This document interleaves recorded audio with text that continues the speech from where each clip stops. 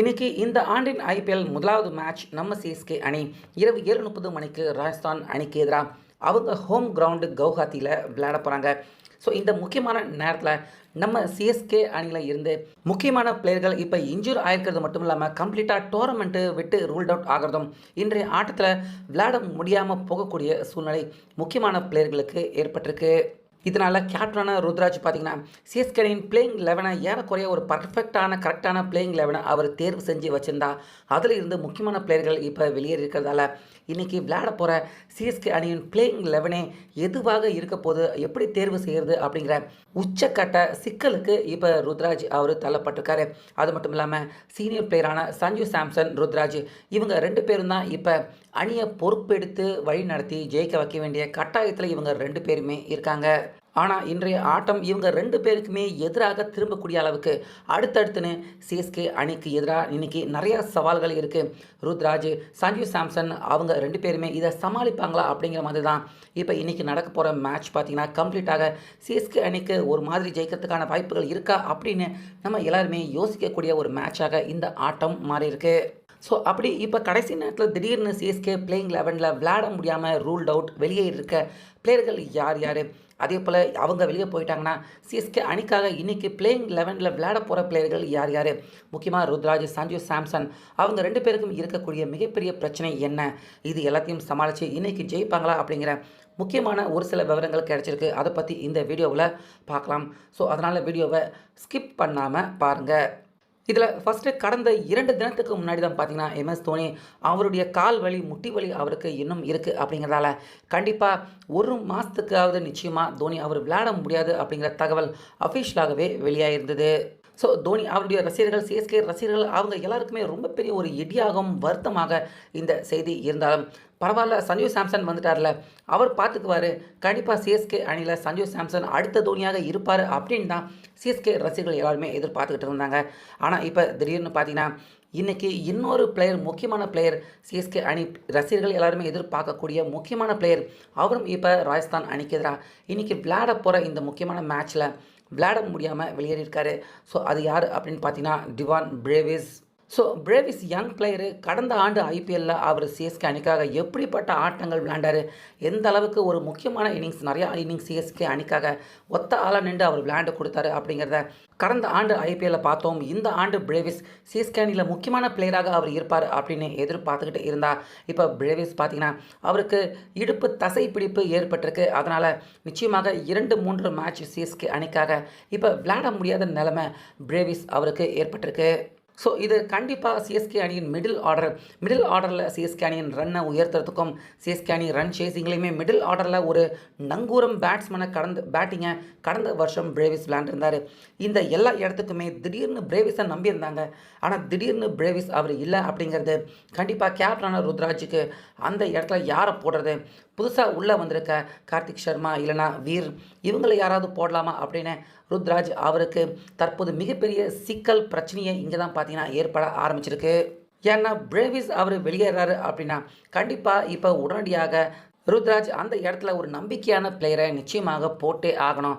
So அந்த மாதிரியான plan, முக்கியமாக டீம் பற்றின டிஸ்கஷன், இது எல்லாமே பண்ணுறதுக்கு இப்போ தோனி அவரும் பார்த்தீங்கன்னா சிஎஸ்கே அணியன் அந்த பிளேயிங் 11லையுமே சரி, அதே போல் சிஎஸ்கே டீம் கூடயும் சரி நம்ம தோனி இல்லாமல் இருக்கிறது கண்டிப்பாக ருத்ராஜ் அவருக்கு இந்த இடத்துல ரொம்ப பெரிய சிக்கல் தான் இன்றைக்கி ராஜஸ்தான் அணிக்கு எதிராக விளையாட போகிற ஆட்டத்தில் ஏற்பட போகுது. ஏன்னா நம்ம எம்எஸ் தோனி மேட்ச் விளையாடலை அப்படின்னாலுமே அவர் நம்ம சிஎஸ்கே டீம் கூட அவர் இன்றைக்கி பயணம் பண்ணலை. ஏன்னா சேப்பாக்கம் மைதானத்தில் தான் நம்ம எம்எஸ் தோனி அவர் இன்னும் இருக்கார். ஆனால் நேற்றே ஒட்டுமொத்த சிஎஸ்கே பிளேயர்கள் எல்லாருமே புறப்பட்டு கவுஹாத்திக்கு போயிட்டாங்க. நம்ம எம்எஸ் தோனி சிஎஸ்கே டீம் கூட அவர் பயணம் பண்ணலை அப்படிங்கிறது தான் இப்போ ருத்ராஜ் அதே போல் சஞ்சு சாம்சன் அவங்க எல்லாருக்குமே ஒரு அதிர்ச்சி தரும் தகவலாக இருக்குது.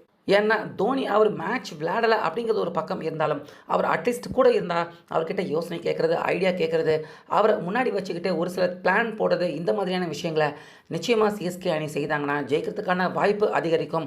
அந்த வாய்ப்பும் இல்லாமல் முதல் முறையாக ஒரு சிஎஸ்கே நம்ம டீம் பார்த்திங்கன்னா நம்ம தோனி அவர் பக்கத்தில் அந்த பெவிலியனில் கூட இல்லாத ஒரு மேட்ச் தான் இன்றைக்கி ராஜஸ்தான் அணிக்கு எதிராக நம்ம சிஎஸ்கே விளையாட போகிறாங்க.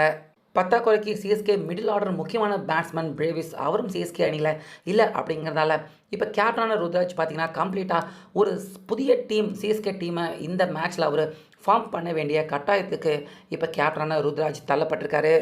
அந்த வகையில் இப்போ நமக்கு முதற்கட்ட தகவலாக கிடைச்சிருக்க தகவல் படி சிஎஸ்கே அணியின் பிளேயிங் 11ல் யார் யார் இடம்பெற போகிறாங்க அப்படிங்கிற தகவல் தெரிய வந்திருக்கு. இதில் ஓப்பனராக ருத்ராஜ், சஞ்சு சாம்சன் 2 பேருமே தான் ஓப்பனராக இறங்குறாங்க. ஆயுஷ் மாத்ரே அவர் 3வது பிளேயராக தான் இறங்க போகிறாரு. ஓப்பனிங் சான்ஸ் ஆயுஷ் மாத்ரே அவருக்கு தரப்படலை. அடுத்து 4வது இடத்துல தான் பார்த்தீங்கன்னா பிரேவிஸ் இறங்கணும். ஆனால் அவர் விளையாட முடியாத நிலைமையில் இருக்கார். அப்படிங்கிறதால 4வது இடத்துல கடந்த ஆண்டு ஐபிஎல்லில் சிஎஸ்கே அணிக்காக ஒரு சில நல்ல மேட்சுகள் விளையாண்ட ஊர்வில் பட்டேல் அவர் 4வது பிளேயராக விளையாடுறாரு. அடுத்து 5வது பிளேயராக தான் சிவம் துபே அவரும் வராரு. 6வது பிளேயராக 14 கோடி ரூபாய் கொடுத்து வாங்கியிருந்த கார்த்திக் சர்மா, 7வது பிளேயராக ஜெமி ஓவர்டன், அடுத்து 8வது பிளேயராக பார்த்தீங்கன்னா நூர் அகமது, அடுத்து 9வது பிளேயராக மேத் ஹென்ரி, 10வது பிளேயராக கலீத் அகமது, கடைசி 11வது பிளேயராக அன்ஷுல் கம்போஜி. இதில் கடைசியாக இம்பாக்ட் பிளேயராக பிரசாந்த் வீர் அவரை இம்பாக்ட் பிளேயராக தேர்வு செய்கிறதுக்கான வாய்ப்பு அதிகமாக இருக்குது.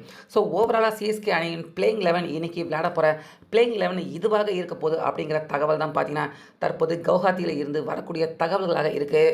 இதில் மிக முக்கியமாக சஞ்சு சாம்சன் அதே போல் ருத்ராஜ் 2 பேருக்கும் ஃபேஸ் பண்ண போகிற ரொம்ப பெரிய பிரச்சனையே என்ன அப்படின்னா, சஞ்சு சாம்சன் சீனியர் பிளேயர் தான். ஆனால் அவர் விளையாட போகிற டீம் எது அப்படின்னு பார்த்தீங்கன்னா, இதுக்கு முன்னாடி அவருடைய ஃப்ரான்ச்சைஸான ராஜஸ்தான் ராயல் அந்த டீமுக்காக தான் இன்றைக்கி விளையாட போகிறாரு. ஸோ அதனால் சஞ்சு சாம்சன் அவரை பற்றி பெருசாக கம்ப்ளீட்டாக ரீடு பண்ண ஒரு டீம், அவரை பற்றின ப்ளஸ் பாயிண்ட் மைனஸ் எல்லாமே தெரிஞ்ச டீமாக தான் நிச்சயமாக ராஜஸ்தான் ராயல் இருக்கும். அதனால் கண்டிப்பாக ராஜஸ்தான் ராயல் அணிக்கு எதிராக சஞ்சு சாம்சன் அவர்கிட்ட இருந்து பிக் இன்னிங்ஸ், ரொம்ப பெரிய ஒரு ரன்மலை நம்ம எல்லாருமே எதிர்பார்க்கறது ஒரு கடினமான விஷயந்தான். ஒரு டீசெண்டான இன்னிங்ஸ் தான் நிச்சயமாக சஞ்சு சாம்சன் அவர்கிட்ட இருந்து நம்ம எதிர்பார்க்க முடியும். அதே போல் கேப்டனான ருத்ராஜ் இது வரைக்கும் பார்த்தீங்கன்னா ருத்ராஜ் அவருக்கு பக்கபலமாக கூடவே இருந்து எது எப்படி அப்படின்னு எல்லாமே பக்காவாக சொல்லி கொடுத்த ஒரு லெஜெண்டாக தோனி அவர் இருந்தார். ஆனால் முதல் முறையாக கம்ப்ளீட்டாக ஒட்டுமொத்த சிஎஸ்கே டீம் அதே போல் கேப்டனான ருத்ராஜ் அவருக்கு பக்கத்தில் இருந்து அட்வைஸ் அறிவுரை சொல்கிறதுக்கு தோனி இல்லை. என்னதான் ஸ்டீஃபன் ஃப்ளெமிங் அவர் இருந்தாலுமே கூட நிச்சயமாக நம்ம தோனி அவர் பக்கத்தில் இருந்து அட்வைஸ் சொல்லி டீமை அணியை வழி நடத்தி போகக்கூடிய ஒரு பிளேயர் தோனி அவர் இல்லை அப்படிங்கிறது, அவர் பக்கத்தில் அவர் விளையாடுறாரோ இல்லையோ ஆனால் பக்கத்தில் தோனி இல்லை அப்படிங்கிறதே சிஎஸ்கே அணிக்கு மிகப்பெரிய ஒரு ப்ளோ, மிகப்பெரிய ஒரு அடி அப்படின்னு தான் சொல்லணும். ஸோ அதனால் சஞ்சு சாம்சன் அவருக்கு இருக்கிற ஹோம் டீம், பழைய ஹோம் டீம் அந்த பிரச்சனை, அதுக்கப்புறமா ருத்ராஜ் அவருக்கு தோனி பக்கத்தில் இல்லை, அதே போல் சிஎஸ்கே அணியில் கடைசி நேரத்தில் பிரேவிஸ் வெளியேறியிருக்காரு.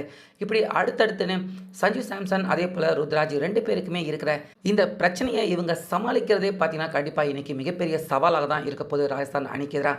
ஸோ அதனால் நிச்சயமாக இன்றைக்கி சிஎஸ்கே விளையாட போகிற இந்த மேட்ச் மிகப்பெரிய அளவில் ஒரு டஃப்பான மேட்சாகவும் எல்லாருமே எதிர்பார்க்கக்கூடிய அளவுக்கு ஒரு பரபரப்பான மேட்சாக இந்த ஆட்டம் போகிறதுக்கான வாய்ப்பு கண்டிப்பாக இருக்குது அப்படிங்கிற மாதிரி தான் தகவல் சொல்கிறாங்க. ஸோ வெயிட் பண்ணி பார்க்கலாம். தோனி இல்லாத சிஎஸ்கே டீம் முக்கியமாக கடைசி நேரத்தில் பிரேவிஸ் வெளியே போயிருக்கிறது, சஞ்சு சாம்சன் உள்ளே வந்திருக்கிறது, ருத்ராஜ் எப்படி கேப்டன்சி பண்ணுறாரு தோனி இல்லாமல் அப்படிங்கிற இன்றைக்கி சிஎஸ்கே ஒரு வித்தியாசமான மேட்ச் விளையாடுறதை நம்ம எல்லாருமே பார்க்க போகிறோம். ஸோ இதை பற்றி உங்களுடைய கருத்து என்ன அப்படிங்கிறத கமெண்ட்டில் சொல்லுங்கள்.